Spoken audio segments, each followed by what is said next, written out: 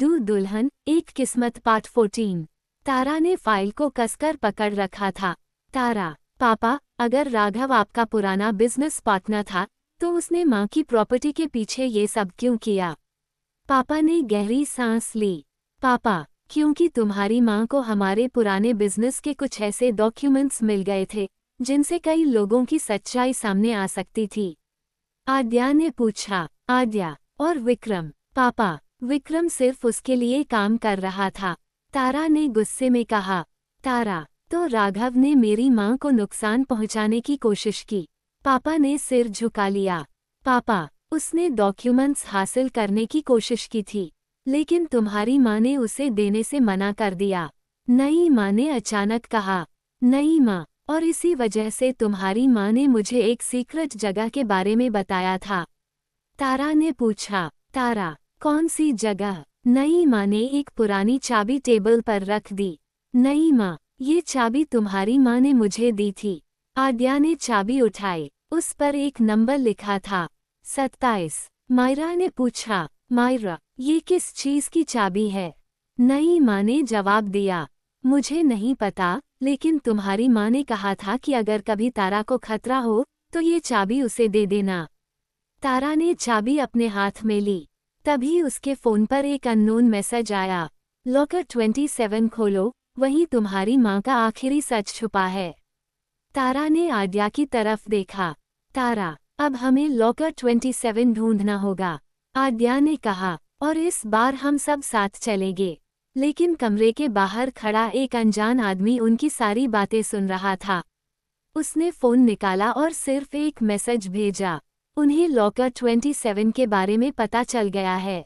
अगली सुबह तारा, आद्या, मायरा और निकी उस जगह पहुंचे जहां लॉकर 27 था। तारा ने अपनी माँ की दी हुई चाबी निकाली।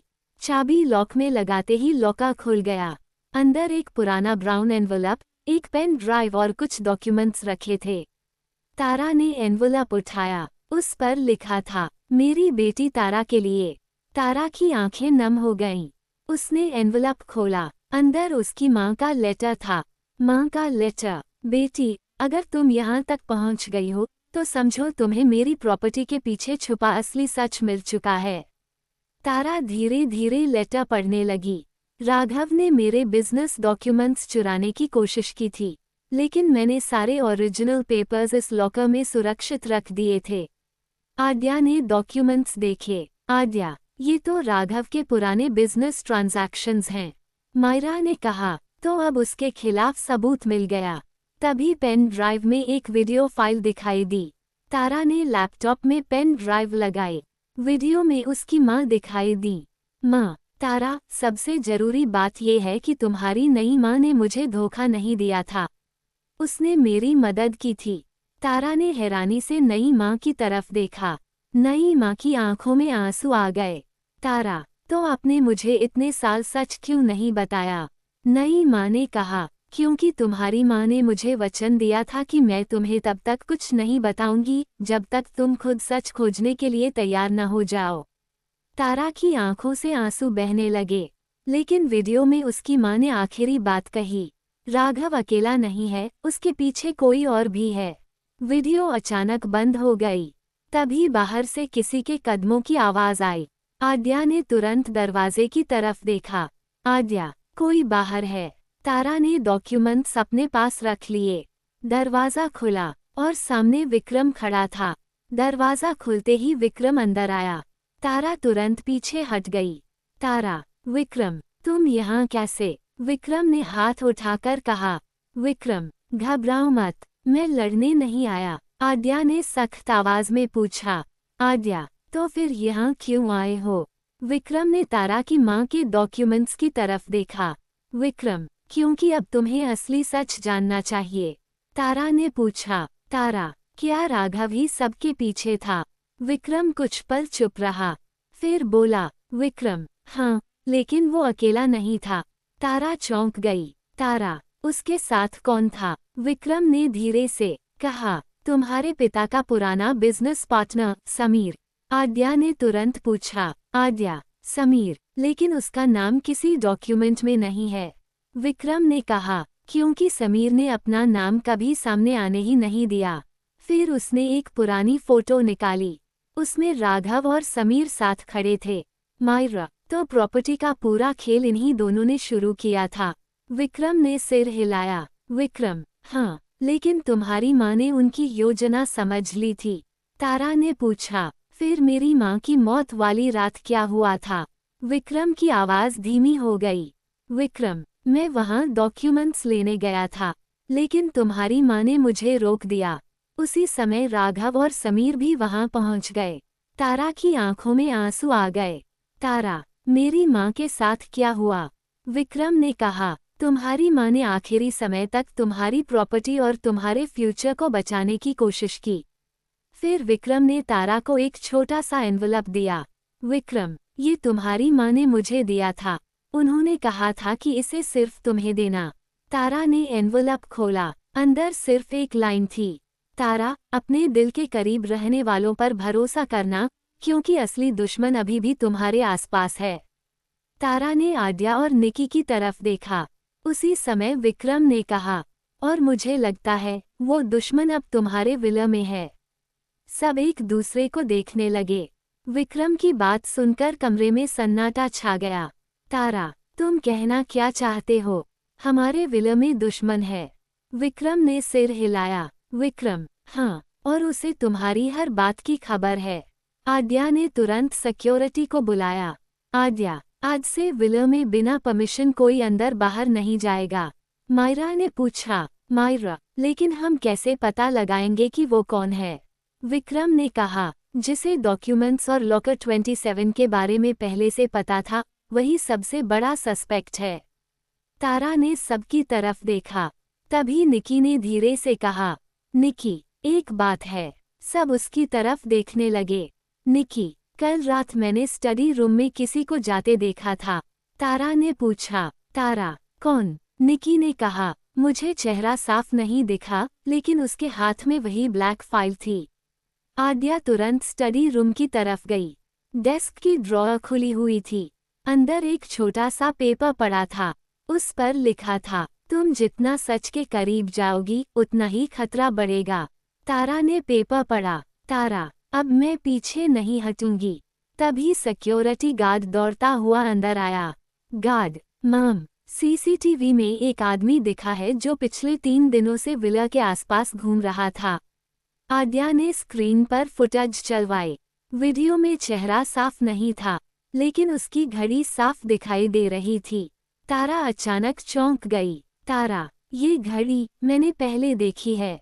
मायरा ने पूछा, किसके पास? तारा ने धीरे से जवाब दिया, समीर के पास। विक्रम ने गंभीर आवाज में कहा, तो अब हमें समीर को ढूंढना होगा। तारा ने सीसीटीवी फुटेज फिर से चलवाई। घड़ी देखकर उसे पूरा यकीन हो गया था। तारा, ये समीर की ही घड़ी है। विक्रम ने कहा। विक्रम, तो फिर हमें पता लगाना होगा कि वो विला के आसपास क्यों घूम रहा था। आद्या ने सिक्योरिटी से कहा। आद्या, पिछले 7 दिनों की पूरी सीसीटीवी फुटेज निकालो। कुछ देर बाद फुटेज में एक और चीज दिखाई दी। समीर रात के समय विला के पीछे वाले गेट के पास खड़ा था। उसने किसी को एक छोटा एनवलप दिया था। तारा ने वीडियो रोक दी। तारा, ये एनवलप किसे दिया? सिक्योरिटी ने फुटेज जूम की। सामने खड़ा व्यक्ति साफ नहीं दिख रहा था। मायरा ने कहा। मायरा, क्या हम उसका चेहरा एनहांस कर सकते हैं? आद्या ने फुटेज की दूसरी कैमरा एंगल वाली रिकॉर्डिंग खुलवाई। इस बार चेहरा थोड़ा साफ दिखाई दिया। तारा अचानक चौंक गई। तारा, ये हमारी सिक्योरिटी टीम का आदमी है। आद्या ने तुरंत कहा। आद्या, उसे अभी बुलाओ। कुछ मिनट बाद सिक्योरिटी गार्ड सामने आया। आद्या ने उससे पूछा। आद्या, समीर ने तुम्हें क्या दिया था? गार्ड घबरा गया। गार्ड, मुझे कुछ नहीं पता मैम। तारा ने सख्त आवाज में कहा। तारा, सच बोलो। गार्ड ने आखिरकार जेब से एक छोटा कीकार्ड निकाल दिया। गार्ड, समीर ने मुझे ये दिया था। उसने कहा था कि अगर कोई पूछे तो कुछ मत बताना। आद्या ने कीकार्ड देखा। उस पर लिखा था, प्राइवेट रूम 27। तारा और मायरा एक दूसरे को देखने लगी। तारा, तो लॉकर 27 के बाद अब प्राइवेट रूम 27। विक्रम ने गंभीर आवाज में कहा, शायद यही वो जगह है जहां समीर ने सारे ओरिजिनल डॉक्यूमेंट्स छुपाए हैं। तभी तारा के फोन पर समीर का मैसेज आया, अगर अपने परिवार को सुरक्षित देखना चाहती हो तो आज रात अकेली प्राइवेट रूम 27 में आना। तारा ने मैसेज पढ़ा। आद्या तुरंत बोली, आद्या तुम अकेली कहीं नहीं जाओगी। तारा ने कहा, मैं भी यही चाहती हूँ कि वो यही समझे कि मैं अकेली आ रही हूँ। समीर का मैसेज पढ़कर तारा ने फोन टेबल पर रख दिया। आद्या तुम सच में वहाँ जाने वाली हो? तारा, हाँ, लेकिन उसके कहने पर नहीं। हम उसे ट्रैप करेंगे। आद्या ने सिक्योरिटी टीम को बुलाया। आद्या, प्राइवेट रूम 27 के आसपास सिक्योरिटी लगा दो। कोई भी बिना हमारी जानकारी के अंदर नहीं जाएगा। मायरा ने कहा। मायरा, और अगर समीर को पता चल गया तो? तारा, उसे पता नहीं चलने देंगे। रात हुई। तारा अकेली प्राइवेट रूम 27 की तरफ जाती हुई दिखाई दी, लेकिन थोड़ी दूरी पर आद्या और मायरा सिक्योरिटी के साथ छिपे हुए थे। तारा ने दरवाजा खोला। अंदर अंधेरा था। उसने लाइट्स ऑन की। कमरे में एक टेबल पर कई फाइल्स रखी थीं। अचानक पीछे से आवाज आई, समीर तुम आ ही गई। तारा ने पलटकर देखा। तारा, हाँ, अब बताओ मेरी माँ की प्रॉपर्टी के पीछे तुम्हारा क्या मकसद था? समीर मुस्कुराया। समीर, तुम्हारी माँ ने मेरे खिलाफ बहुत कुछ इकट्ठा कर लिया था। तारा, और तुमने उनकी विल बदलने की कोशिश की। समीर ने कोई जवाब नहीं दिया। तारा ने टेबल पर रखी फाइल्स की तरफ देखा। एक फाइल पर लिखा था, तारा प्रॉपर्टी ट्रांसफर। तारा ने फाइल उठाने की कोशिश की। समीर ने तुरंत कहा, उसे मत छुओ। तारा समझ गई कि यही सबसे बड़ा सबूत था। उसी समय बाहर आद्या ने सिक्योरिटी को सिग्नल दिया, लेकिन अचानक कमरे की लाइट्स बंद हो गईं। समीर अंधेरे में पीछे के दरवाजे की तरफ भागा। तारा ने आवाज लगाई, समीर रुको। बाहर सिक्योरिटी ने रास्ता रोक लिया, लेकिन जब लाइट्स वापस आईं, समीर गायब था। उसकी जगह टेबल पर एक छोटा एनवलप पड़ा था। तारा ने एनवलप खोला। अंदर उसकी माँ की एक पुरानी फोटो थी और पीछे लिखा था, समीर सिर्फ एक मोहरा है, असली खिलाड़ी तुम्हारे घर में है। तारा ने धीरे से आद्या की तरफ देखा। तारा, फिर से वही बात। आद्या ने गंभीर होकर कहा, इस बार हम पता लगाकर रहेंगे कि वो कौन है। प्राइवेट रूम 27 में मिले एनवलप को देखकर सब परेशान थे। तारा ने फोटो को पलटकर देखा। पीछे सिर्फ एक तारीख लिखी थी, 12 जून। तारा अचानक रुक गई। तारा, ये वही तारीख है जिस दिन मेरी माँ ने अपनी आखिरी विल बदली थी। आद्या ने फोटो ध्यान से देखी। आद्या, और पीछे ये छोटा सा सिंबल देखो। फोटो के कोने में एक छोटा नीला निशान बना था। मायरा ने कहा, मायरा, ये वही सिंबल है जो लॉकर 27 की कीपर था। तारा ने तुरंत अपनी माँ की डायरी निकाली। डायरी के आखिरी पन्ने में भी वही सिंबल बना था।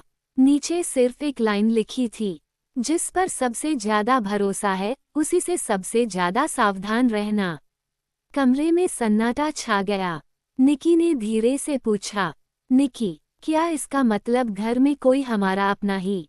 आद्या ने कहा, हो सकता है। तभी तारा को अपनी नई माँ की बात याद आई। तारा, नई माँ ने कहा था कि मेरी माँ ने उन्हें सबूत बचाने में मदद करने को कहा था। मायरा ने पूछा, मायरा, तो क्या नई माँ सच बोल रही थी? तारा कुछ कहती, उससे पहले उसके फोन पर एक मैसेज आया, अननोन, जिसे तुम दुश्मन समझ रही हो, वो तुम्हें बचा रहा है। तारा ने मैसेज पढ़कर कहा, अब मुझे किसी पर भी पूरा भरोसा नहीं है। तभी आद्या ने सीसीटीवी फुटेज फिर से देखी। समीर के पीछे एक और व्यक्ति दिखाई दे रहा था। चेहरा साफ नहीं था, लेकिन उसके हाथ में वही नीली सिंबल वाली रिंग थी।